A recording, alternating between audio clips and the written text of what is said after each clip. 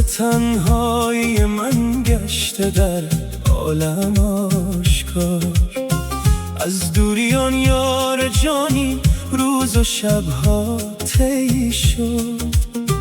بی خبر ماندی ز حالم ای نگار گل عذار. عمری که باید به شادی در کنارت می گذشت، در فراق و حسرت و در انتظار تو گذشت. جوانیم چون نسیمی از بر من پر کشید. حیف از آن دوران که با چشمان تر تو گذشت.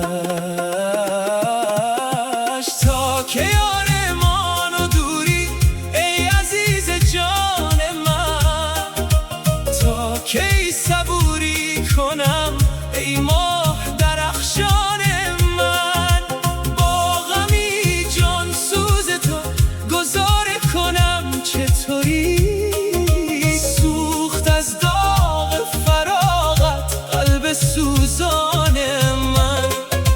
با غمی جان سوز تو گذاره کنم چطوری؟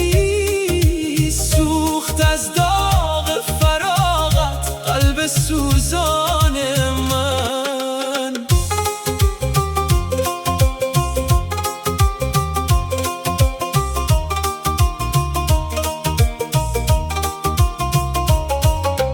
هر کجا نگریستم دیدم نشانت را، ولی کو نصیبی که ببینم روی ماهت را جلی.